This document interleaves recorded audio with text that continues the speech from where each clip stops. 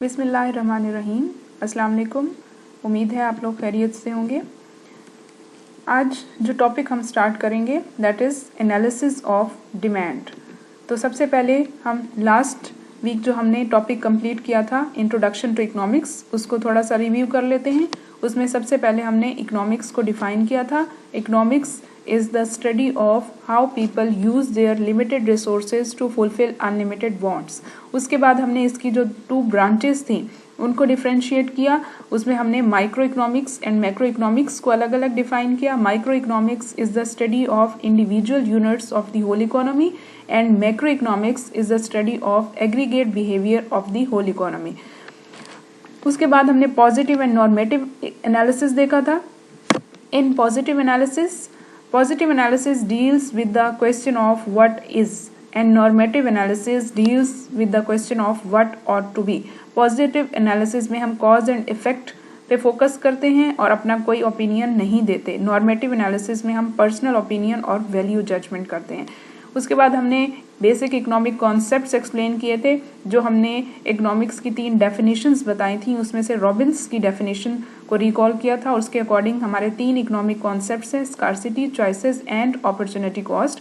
तो scarcity refers to unlimited resources, choices refers to unlimited wants and opportunity cost means के जो second best alternative हम choose करते हैं और उसको उसके अलावा जिन चीज़ों को हम फोरगो करते हैं दैट इज़ अपॉर्चुनिटी कॉस्ट। उसके बाद प्रोडक्शन पॉसिबिलिटीज़ कर्व को हमने एक्सप्लेन किया था। उसमें हमने डायग्राम और टेबल के थ्रू और उसमें हमने ये जो तीनों कॉन्सेप्ट्स थे scarcity, choice and opportunity cost, इनको रिलेट किया था। उसमें जो हमारे पास अनअटेनेबल थे जिसमें पॉइंट्स डी था जो कि आउटसाइड द कर्व था उसको हमने रेफर किया था एज अ स्कार्सिटी।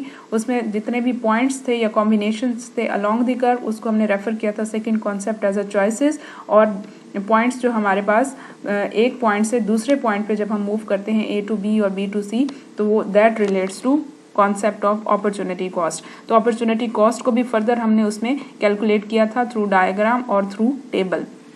उसके बाद हमने पीपीसी की शिफ्टिंग देखी थी। उसमें 3 हमारे पास फैक्टर्स थे और उसके बाद हमने इसकी शेप देखी थी। शेप भी हमारे पास इसमें 3 हमने शेप्स बताई थी, कनकेव, कन्वेक्स एंड लीनियर। और लास्ट हमारे पास जो हमने उसमें पॉइंट कवर किया था that was the economic relevance to business organisations. तो इसमें हमने इकोनॉमिक्स को रिलेट किया था कि वो किस तरह से बिजनेस ऑर्गेनाइजेशंस के साथ रिलेट करती है। आज जो हम टॉपिक स्टार्ट करेंगे एनालिसिस ऑफ डिमांड, उसमें हम जो पॉइंट्स कवर करेंगे first of all we will explain the meaning of demand. इसमें हम डिमांड को सबसे पहले डिफाइन करेंगे।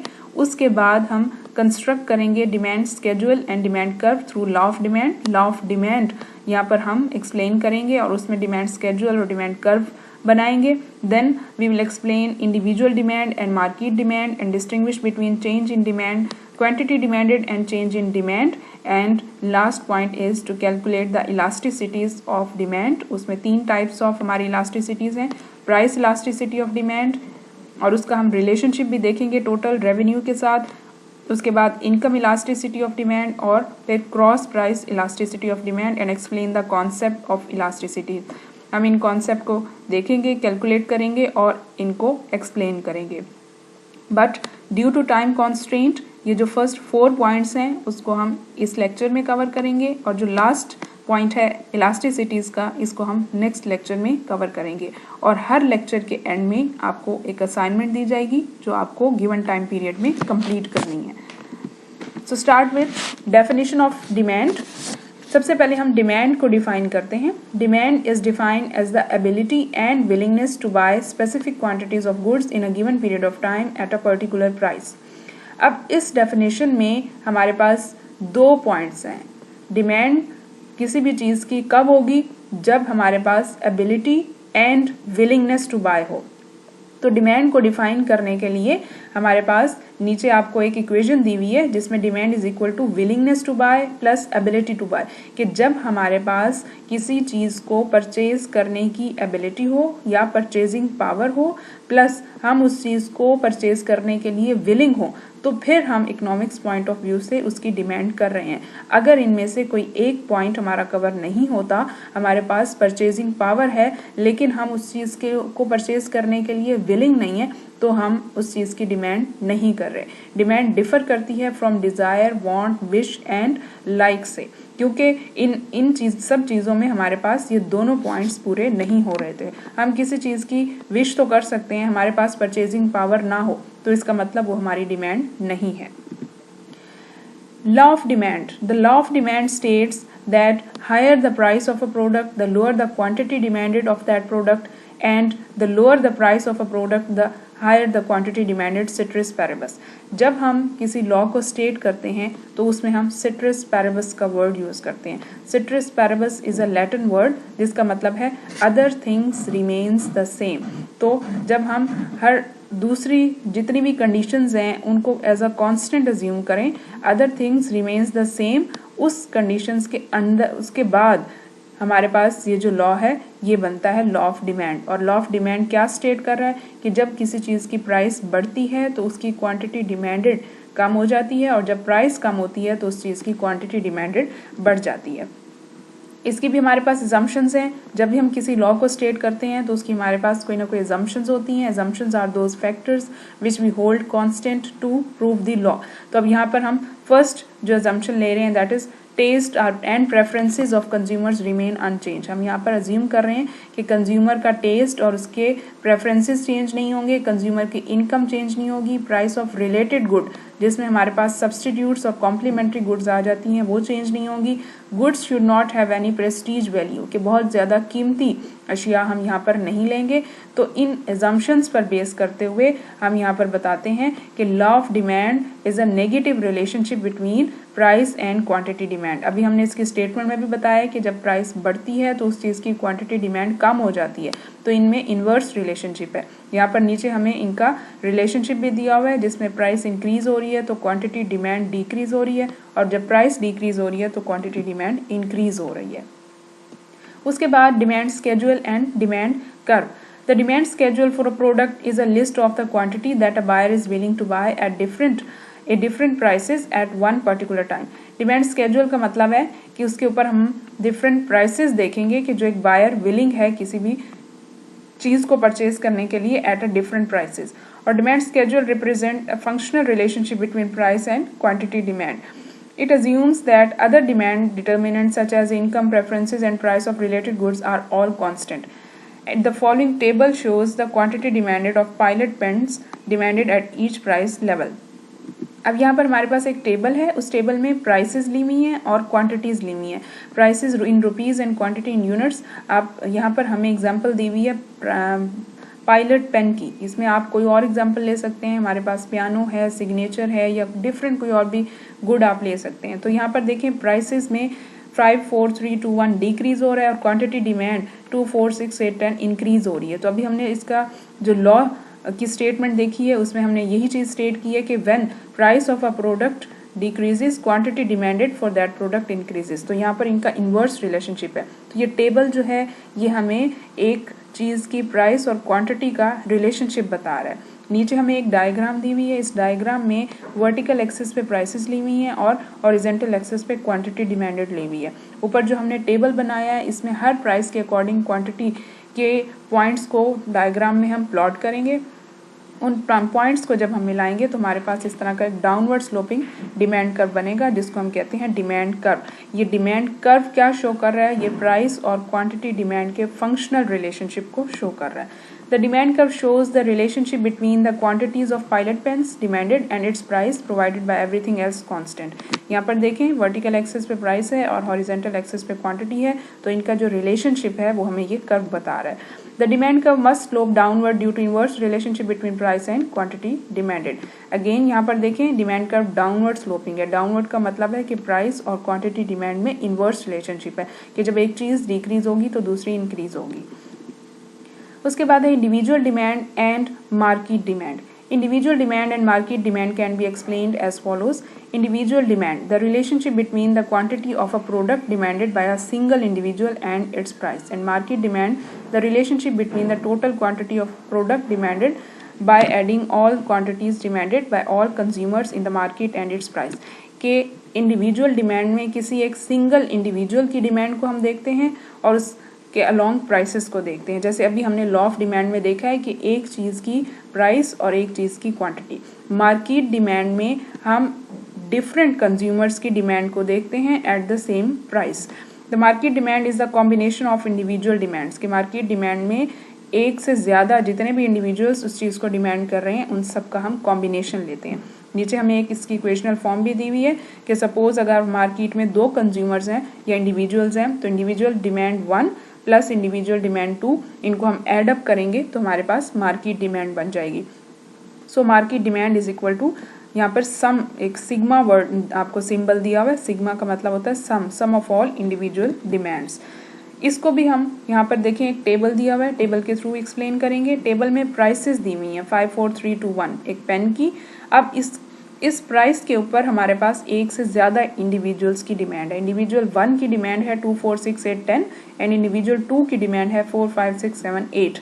अब मार्केट डिमांड कैसे फाइंड होगी? इन दोनों इंडिविजुअल की डिमांड्स को हम एड अप कर देंगे। 4 + 2 6, 5 + 4 9, 6 + 6 12, 8 + 7 15 एंड 10 + 8 18। इसी चीज़ को फर्दर अब हम फिगर में भी शो कर देंगे। The following figure shows the individual demand curve and market demand curve based on the given information in above table. We have assumed that market consists of only 2 individuals. अभी हमने कहा कि वहाँ पर सिर्फ 2 individuals हैं, 1 and 2। अब यहाँ पर देखें, market demand curve is the horizontal summation of individual demand curves. We add the individual demands to obtain the market demand. यहाँ पर देखिए हमारे पास एक डायग्राम है। इस डायग्राम में 3 हमारे पास पैनल्स हैं। फर्स्ट पैनल इंडिविजुअल 1 उसके नीचे लिखा हुआ है, सेकंड पैनल में इंडिविजुअल 2 लिखा हुआ है और थर्ड पैनल में नीचे मार्केट डिमांड लिखा हुआ है। अब जो फर्स्ट पैनल है उस पैनल में हमारे पास प्राइस एंड क्वांटिटी डिमांड है फॉर इंडिविजुअल 1। इंडिविजुअल 1 की डिमांड हमने यहाँ पर ली हुई है एट प्राइस 4 और वो क्या है हमारे पास 4। अगेन हम टेबल देखते हैं। टेबल में हम एक सर्टेन प्राइस को यहाँ पर स्पेसिफिक कर देते हैं कि सपोज एट प्राइस 4 इंडिविजुअल 1 की डिमांड है 4, इंडिविजुअल 2 की डिमांड है 5 और जब हम इन दोनों को ऐड अप करेंगे तो मार्केट डिमांड बनेगी 9। तो इसी चीज़ को अब हमने डायग्राम में शो किया हुआ है कि इंडिविजुअल 1 की यहाँ पर देखें प्राइस 4 पर डिमांड है 4, इंडिविजुअल 2 उसकी सेम प्राइस पर डिमांड है 5। तो अब यहाँ पर थर्ड जो कॉलम पैनल दिया हुआ है मार्केट डिमांड। मार्केट डिमांड में इंडिविजुअल 1 एंड इंडिविजुअल 2 इन दोनों की डिमांड को सम किया हुआ है सेम प्राइस पर। तो यहाँ पर देखें हॉरिजॉन्टल सम देखें नीचे। फर्स्ट जो आप इंडिविजुअल 1 का देख रहे हैं 0 से 4 तक प्लस इंडिविजुअल 2 का 0 से 5 तक, इन दोनों को सम करेंगे तो 0 से 9 तक जो हमारे पास हॉरिजॉन्टल सम बन रहा है दैट इज हॉरिजॉन्टल समेशन और दैट इज मार्केट डिमांड। उसके बाद डिटर्मिनेंट्स ऑफ डिमांड हैं कि ऐसे कौन से फैक्टर्स हैं जो डिमांड को इफेक्ट करते हैं। इसमें हमारे पास 2 तरह के फैक्टर्स हैं, internal factors and external factors. Internal factors में प्राइसेस ऑफ गुड्स हैं, सर्विस पॉलिसीज और टर्म्स ऑफ पेमेंट्स हैं एंड प्रॉफिट मार्जिन्स हैं।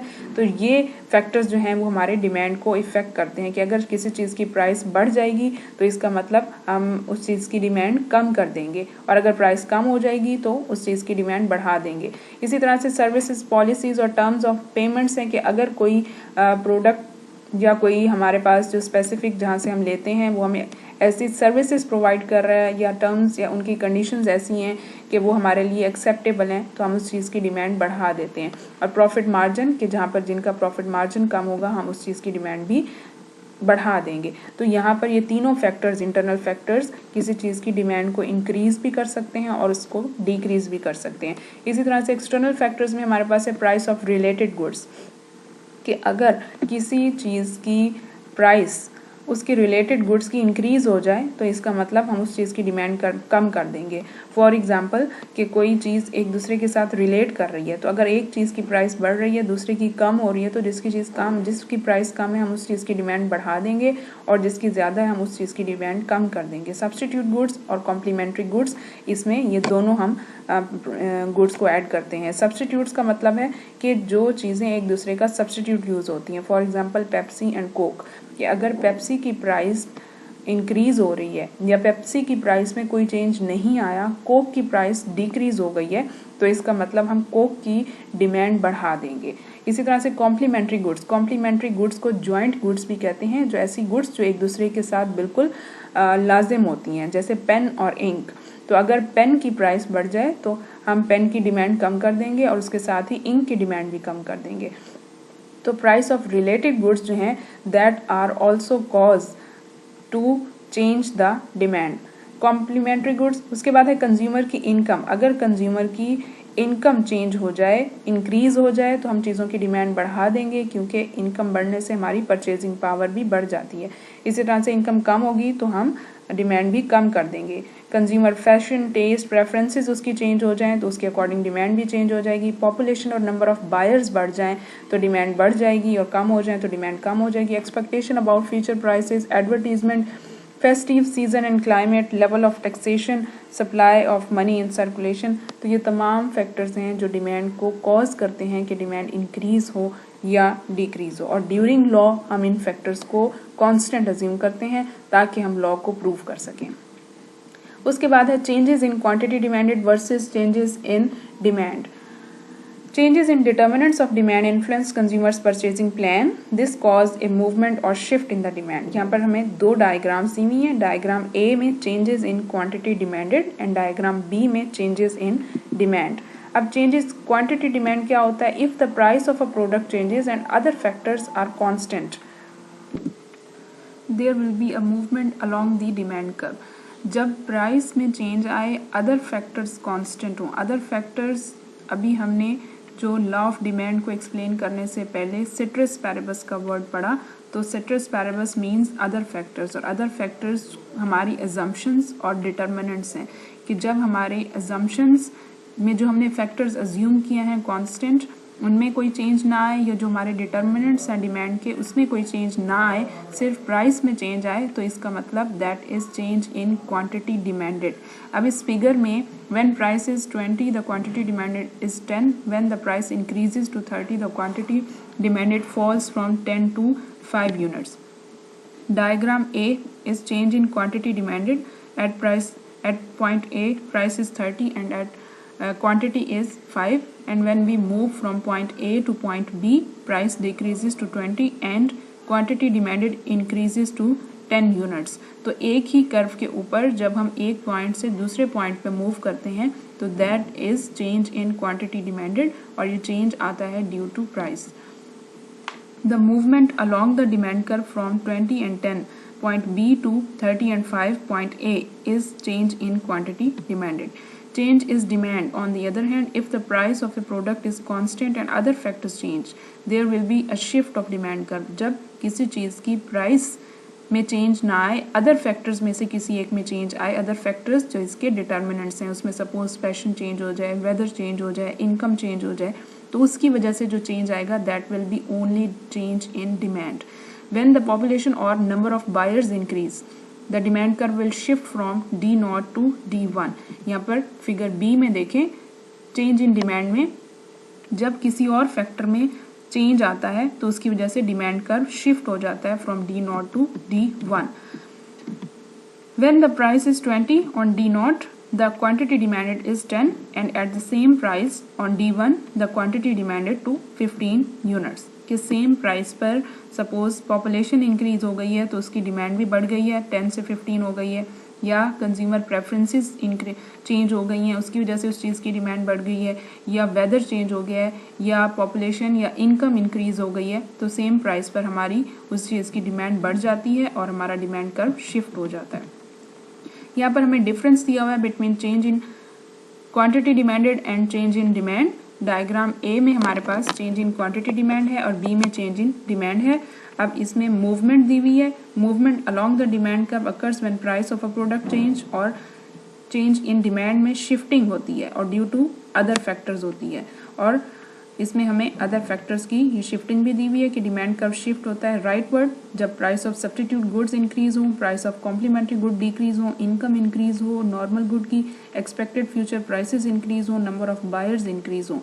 और डिक्रीज इन डिमांड कब होता है? जब हमारा डिमांड कर्व लेफ्टवर्ड शिफ्ट हो due to price of substitute decrease, इन सब का इन्वर्स आ जाएगा, price of complementary good increase, income decrease, expected future prices decrease and number of buyers decrease. तो हम पॉइंट C से पॉइंट B पे इन्वर्स में मूव कर जाएंगे। यहाँ पर movement along the demand curve occurs when price of a product changes. Other factors यहाँ पर कांस्टेंट रहेंगे. अगर प्राइस हमारी डिक्रीज हो रही है तो हम मूव कर जाएंगे from A to from B, quantity demand increase हो जाएगी, डाउनवर्ड मूवमेंट होगी. और अगर प्राइस इंक्रीज हो रही है तो हमारी अपवर्ड मूवमेंट होगी. So that's all for today's lecture. Here is assignment number 2. When the price increases, quantity demanded will also increases, and when the price decreases, quantity demanded will also decreases. This is called an exceptional demand. Law of demand में हमने state किया है कि price के increase होने से quantity demand decrease हो रही है, इन्वर्स रिलेशनशिप है. अब यहाँ पर प्राइस के इंक्रीज होने से डिमांड भी इंक्रीज हो रही है. तो जब हमारी कोई चीज़ लॉ के अकॉर्डिंग वायलेट कर रही हो तो उनको हम कहते हैं एक्सेप्शंस. तो यहाँ पर ये एक एक्सेप्शनल डिमांड कर्व है जो कि अब पॉजिटिवली स्लोप है क्योंकि उन दोनों का पॉजिटिव रिलेशनशिप है. तो ऐसे कौन से केसेस हो सकते हैं जिसमें डिमांड पॉजिटिव भी हो सकती है. Give some examples that in what cases the demand curve में be positively slope. Thank you. Stay safe.